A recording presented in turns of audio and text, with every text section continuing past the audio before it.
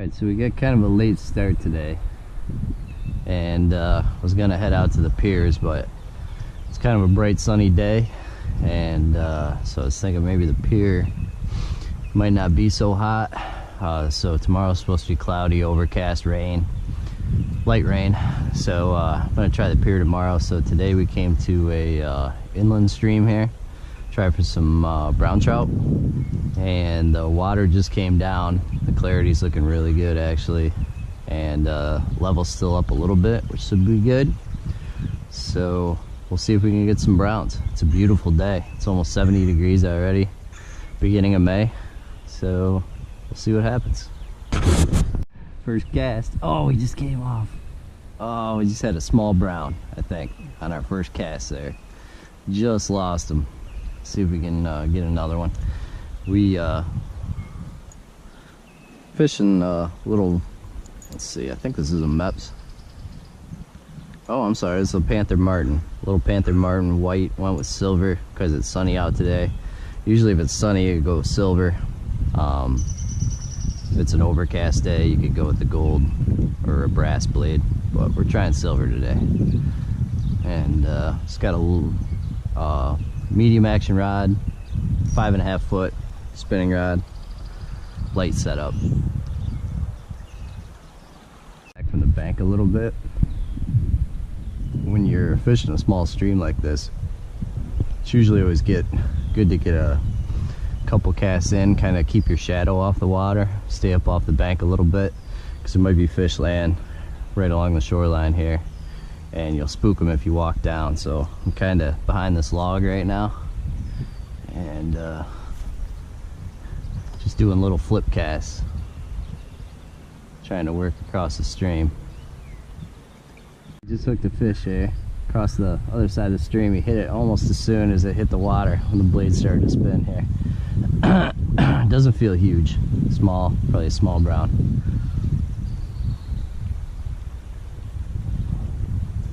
Yeah, small brown. Nice little fish. Get my hand wet here because I'm on the, oh, there we go. Long line release. That's good. I was gonna let him go anyway. It's actually sitting right there. Get the camera down so you can see him there.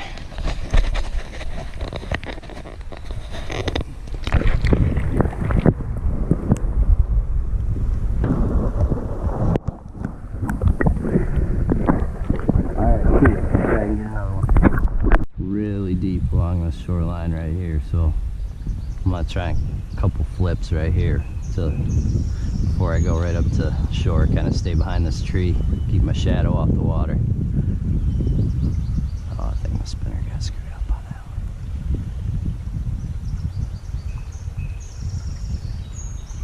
one. See if there's any fish. Again, sitting right here in this little eddy. We can get a bigger one here. I might save a couple for the smoker, but so far everything that's hit has been pretty small. That last one was probably about 7-8 inches, so. But there are some bigger ones in here, so we'll keep after it.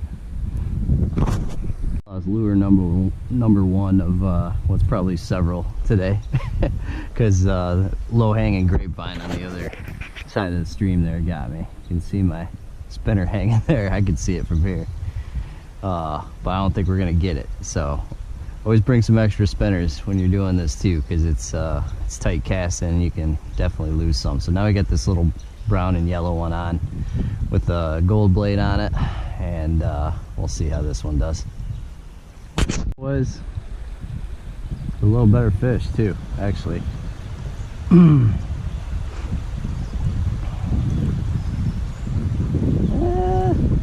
He's just a scrapper. He's not too big. Let's see if I can land him here without. It's not big enough to keep, really.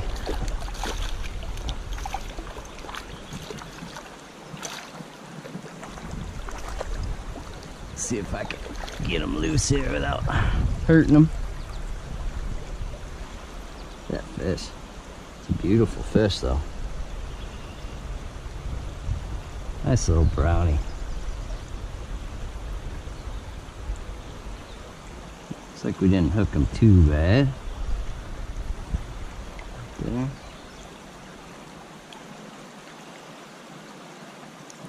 Yep, there he goes.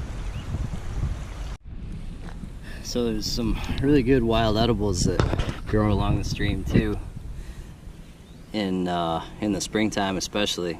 I'm gonna try and show you guys a couple today. This one here is in a lot of places. That leaf is really unique. It's got that mottled kind of purple look to it.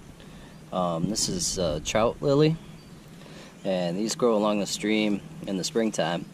And you can eat the leaves and the flower, but the flower is really good. Actually, it has a really sweet flavor to it, and you can add it to salads and stuff, and it's very good. So you always got to make sure you're picking the right thing. But this one's pretty distinct here. It's got those purple mottled leaves and this nice white flower. Although sometimes the flower, especially on a cloudy, rainy day, will be closed right up. But you can pick them like right here and eat that whole thing. It's really good. So those are trout lilies. As it's coming around the current, I'm not even really reeling. I'm just letting the current pull it around. It's in that strong part of the current. And then once it gets to the eddy near shore here, then I'm starting to retrieve. So it's usually a good way to fish it, especially when you're fishing these really light spinners like this. Okay. Here's another really good edible you can find along the stream in the springtime only. These are wild leeks, or ramps they're called. There's a lot of other stuff growing around in here too, but these plants right here, these are the ramps, or wild leeks. Well, just a small patch of them here. Some of them have a little, I was able to dig one up. You can see it look almost like a scallion, and they were real, kind of an oniony, garlicky flavor to them. They're great. You can cook them with your fish or by themselves as a side dish. The greens are very good, and the bulb is too. You can eat the whole plant. Usually what I do is I'll cut them right about here and chop up the bulb and throw those in a pan first with some olive oil and let them start to cook, because they'll take a little longer than the greens, and let them cook up till they're just starting to caramelize, and then you can throw your chopped greens in on top of them at the end, and they'll cook and wilt down really quickly. And then you can just add a little salt and pepper at the end and some fresh lemon juice, and it's very, very good. So some of them have almost like a purplish color to the stem right here in this area. These do not. There's a couple different varieties. This one does not. It's pretty much green all the way through, but I'll try and find some that have a little purple to them so you can see them too. But they're very good, so check them out.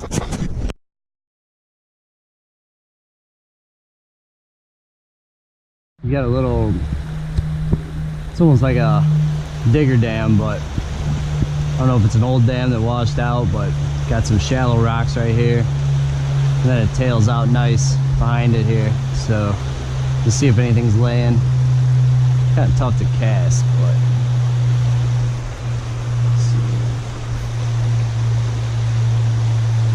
One right here, right behind this little dam. He was out toward in the middle,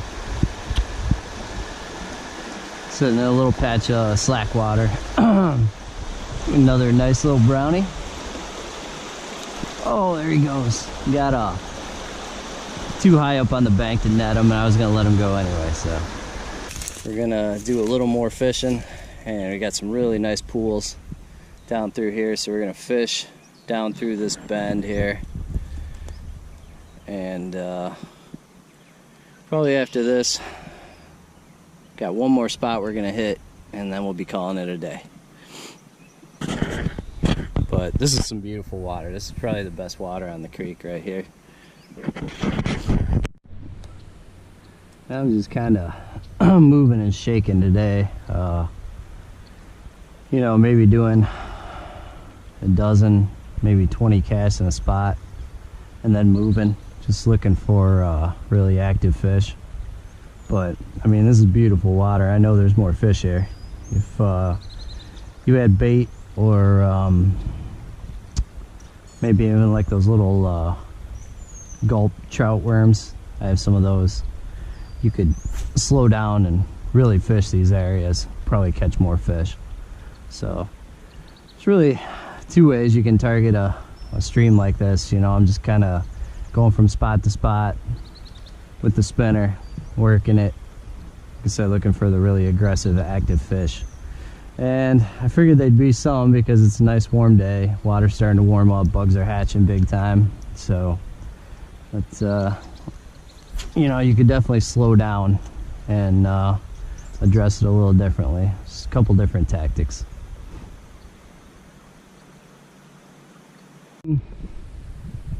Oh, let's see if I can get down here.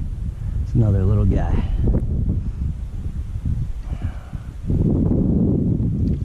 Yeah, little brown.